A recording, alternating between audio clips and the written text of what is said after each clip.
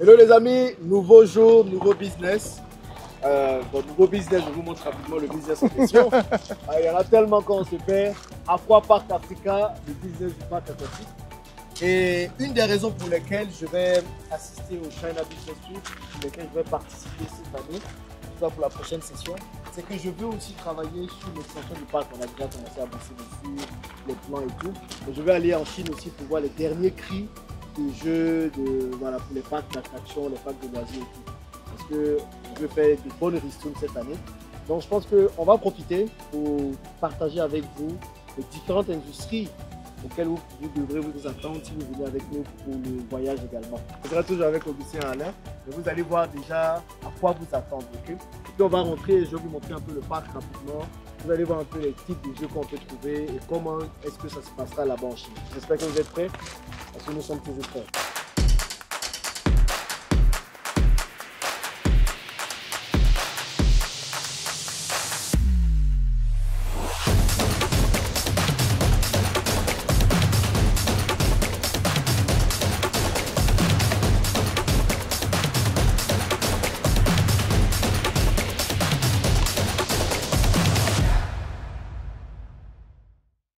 Alain. Oui, chef. Comment ça va? Ça va très bien. Augustin, toujours bien? Salut Jean-Yves, salut Okay. tout le monde. Donc, on va parler des différentes industries auxquelles les gens doivent s'attendre Exactement. quand ils vont venir au China Business Week. Oui. Donc, ça fera forcément partie. Oui, effectivement. Un peu bon, déjà, comme on est ici au niveau de ton parc d'attraction, hein, c'est un parc aquatique et tout, ça fait partie d'une des industries qu'on visite. Aujourd'hui, on a 3 fournisseurs très fiables sur le sujet. Parce que quand on parle de parc, il y a différents types de parcs. Il y a les parcs extérieurs, comme ce type de parc. Il y a les parcs intérieurs aussi, avec les jeux, les arcades, etc. Les trucs de gaming aussi, hein, les jeux vidéo, tout ça. Donc, on a ce type de parc. Donc, aujourd'hui, on a des industries comme ça et c'est en plein boom sur le marché africain. Souvent, j'aime dire, les enfants africains ne s'amusent pas. Il suffit d'aller en Chine et quand on ira en Chine, tu verras qu'à chaque coin de rue, il y a des trucs comme ça, même en plein air, hein, même en plein air comme ça. Pas forcément très grand. Pas forcément très grand, souvent sur des petites esplanades, etc. Où c'est gratuit même pour les enfants. Où tous les centres commerciaux ont tout un niveau intérieur et aussi extérieur sur les parcs d'attraction. Donc, c'est quelque chose qui est en plein boom. Ici, ça marche très bien, le Aquapark. Ici, tu nous as donné des chiffres astronomiques. Pourtant, tu es très, très moins cher par rapport sur ce qu'on peut faire sur le marché. Exact. Donc, on a aussi des personnes au Congo, au Bénin, etc. Donc, pour moi, ce type de business est définitivement l'une des industries qu'on visite lorsqu'on part en Chine. Ok, mais vous avez déjà des fournisseurs du coup? Et on a déjà des fournisseurs. Qui peuvent donner des prix défiant tout. Exactement. Donc, moi, j'avoue, j'ai pris ça en Chine, mais par un intermédiaire. Un intermédiaire. Il a dû se Ah non, c'est sûr, ça c'est de la charcuterie ça. Je vais partir. Mais la grande question que certains vont se poser, c'est de se dire, bon, ils vont prendre les machines, il n'y a pas les jeux, il n'y a pas la connaissance pour installer les jeux et tout. Très bien. Est-ce que les Chinois proposent ça aussi? Ça c'est, tu l'as déjà fait je pense. Le projet d'un parc, on se fait accompagner sur ce projet. On ne débarque pas en disant je vais faire un parc. Je te dirais parce qu'on a eu une cliente qui est venue d'Abidjan aussi, qui voulait lancer un parc. Elle est venue comme ça, ouais les gars, je veux le parc, je veux aussi. Et les Chinois ont dit ça ne marche pas comme ça. C'est quoi le plan que vous avez? On va travailler sur le design du parc. Donc ils vont designer le parc. Quels sont les jeux que vous voulez qu'on mette? Donc ils ont, mais je t'enverrai les catalogues, peut-être comme qu'on va afficher certains. Images des catalogues. Les yeux brillent. Mais c'est des catalogues. On a des catalogues de 200, 300 pages. Je vais partir avant le China. Tes yeux brillent, je l'ai vu. On a des milliers, des dizaines de milliers. Vraiment, on a des gros catalogues. J'ai jamais vu des catalogues aussi gros. D'autant de pages. D'autant de pages sur les milliers ou millions d'activités différentes et de combinaisons d'activités qu'on peut faire avec les parcs. Donc, les usines travaillent avec vous dans la conception du parc. Ils peuvent aussi même enverront des ingénieurs sur le sujet pour installer et former le personnel sur l'utilisation du parc. Ici, quand on voit ton parc ici, on peut voir. On peut rentrer. Le parc que nous avons ici, c'est pas motorisé. Donc, je pense que la plupart des attractions sont des attractions qui ne sont pas motorisées. Non, mais là, il y a la partie moteur, oui. Tout est automatisé. Tout est automatisé, voilà. Donc, tout ça aussi, c'est des choses sur lesquelles ils vont briefer, enseigner, etc. Surtout avec l'extension, c'est quand même une grosse extension que tu veux faire, on veut partitionner 1 hectare, tu nous as dit. Donc, c'est quand même assez grand comme parc aujourd'hui. Donc, ils vont bien évidemment envoyer des gens sur le terrain pour aider à ce niveau-là. D'accord. Donc, tous les jeux qu'on voit là, certainement, on aura des prix défiant toute concurrence. Oh, ouais, on aura en partant directement à la sauce. Celui-là, c'était le premier test sur les 500 mètres carrés. Donc, c'est normal. Je vais déjà tester le business et tout. Mais forcément, pour passer à un autre niveau, il faut. Il faut aller à la source. Il faut aller à la source, finalement. Sinon, on se fait manger. Des marges, voilà, on se fait manger des marges. Donc ça, c'est la première chose. À part les parcs d'attractions et tout, c'est quoi les autres industries auxquelles on doit s'attendre? Bon, je pense qu'on a déjà fait une vidéo sur ça, immobilier, construction. Que ce soit les maisons préfabriquées, que ce soit même les matériels de construction, etc. Donc ça, c'est une industrie aussi parce que on le voit ici même à Abidjan, tout le monde construit. Les Africains, je pense que c'est le premier poste d'investissement, c'est dans la construction. Donc ça aussi, c'est une industrie qu'on aborde. Et on a déjà des partenaires, 2-3 partenaires très fiables, ce qu'on appelle les OSS, donc One Stop Solution. Donc c'est des gens qui regroupent tout, c'est des groupements d'industries dans tous les domaines de la construction qui permettent d'aller beaucoup plus vite. Et tu as un seul interlocuteur à qui parler pour tes projets. Ok, bon, moi, les gars m'ont fatigué avec les maisons préfabriquées. J'ai jamais eu autant de messages. Oh, les maisons préfabriquées, Alain Auguste, ils en parlent. Qu'est-ce que tu en penses, toi qui construis, toi qui fais les packs?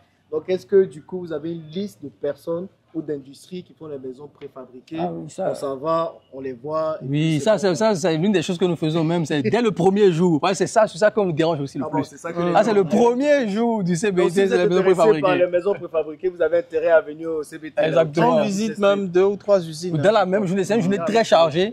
D'accord, donc on a le groupe Midea. Ceux qui connaissent Midea, c'est ceux qui font les climatiseurs, etc. Et tout Midea, donc. Ils font des maisons préfabriquées aussi. Ils font des maisons préfabriquées, des capsules préfabriquées. Et c'est eux-mêmes qui font les maisons préfabriquées en béton. D'accord. Donc on livre tout, hein, dans un compte, tout en béton. Voilà, tout est déjà fait. Les murs sont déjà construits. Les murs, la décoration intérieure est déjà à l'intérieur, on assemble seulement sur le terrain. En fait, dans l'industrie, ils sont déjà en train de couler.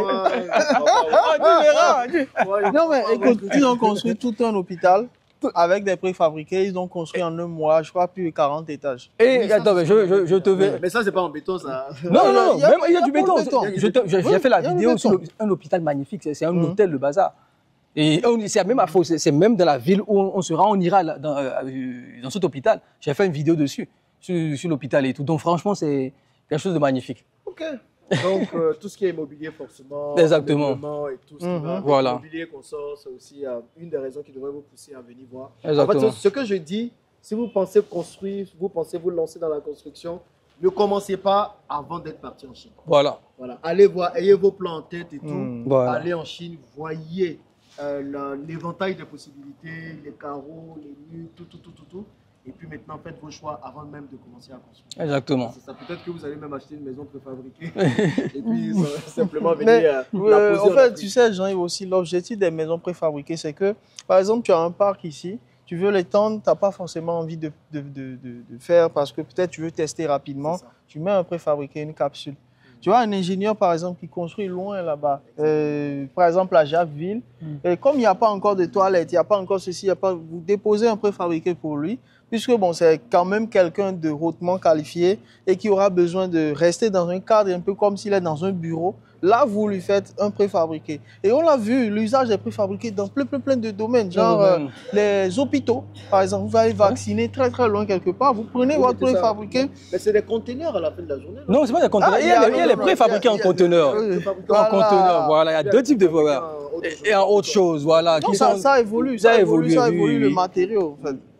C'est pas la même chose. Donc voilà, préfabriqué, c'est ça. Et un des domaines aussi, agriculture.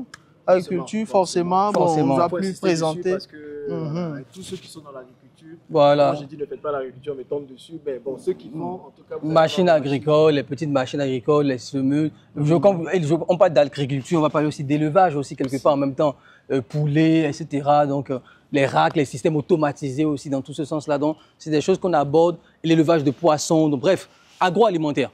D'accord, on aborde vraiment ce sujet, cette industrie-là. Ça aussi, c'est un domaine. L'événementiel, vous savez. Ah ouais, Finis d'abord avec l'élevage. C'est vrai. L'événementiel. C'est un grand domaine. C'est bon, voilà. Tout ce Il y a des gens qui viennent, ils vont acheter ces chaises-là. Vous le savez, ceux qui font dans l'événementiel. Nous, on en a acheté 500. Voilà. Et ça coûte de l'argent. Vous voyez, et quelqu'un qui veut faire un mariage, il a besoin de louer ça. Et donc, on a eu beaucoup de gens qui ont acheté des choses comme ça, des bâches comme ça, et comme ça aussi, pour pouvoir les louer en Afrique. Vraiment, ça fait... Il y a du made in China même quelque part en semence. Est-ce qu'ils ont mis ça ici? Peut-être que ça a été fait ici. RCI, ça a été fait ici. Donc, ça, je ne vais pas prendre en Chine. Exactement, c'est fait ici. Bon, si on peut faire quelque chose ici, tant mieux, on le garde. Tant mieux. Donc voilà, l'événementiel. Et aussi, il y a un domaine qui est très important en Afrique, surtout, c'est le domaine du solaire. Parce que vous voyez, il y a des zones encore où il n'y a pas d'électricité. Voilà. C'est très important, c'est un gros business. Il y a des gens très gros business. Qui te disent, ouais, je t'installe les panneaux solaires pour 3 pièces. Le gars, il te tape 3-4 millions. Alors que quand on te vendait le terrain, on te disait, non, tu vas utiliser le solaire, il n'y a pas les poteaux et tout. Donc le solaire, c'est un domaine où les gens se font assez d'argent. Moi, je voulais mettre le solaire à l'hôtel, on va faire des budgets de 50 à 100 millions. Oui. De francs CFA.